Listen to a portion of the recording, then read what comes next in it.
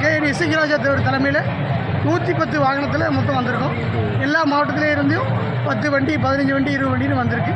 மொத்தம் எல்லாத்தையும் கணக்கிட்டு பார்க்கல 110 115 வண்டிக்கிட்டு வாகனத்தில் நாங்கள் அவர் தலைமையில் திரண்டு வந்திருக்கோம்.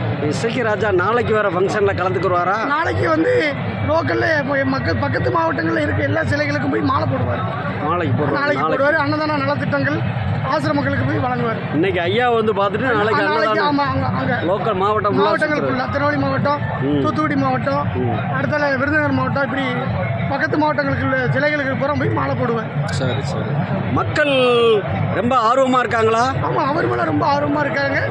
அவர் மக்கள் சார்பில் அவர்கிட்ட கேட்டு மக்கள் சமுதாயம் நீங்கள் தான் சொல்லணும், நான் யார் கூட கூட்டணி போகணும் அப்படின்னு மக்கள்கிட்ட கேட்டுட்டு தான் அவர் எந்த கட்சியும். எதிர்ப்பு நிறைய வர்ற மாதிரி இருக்கு.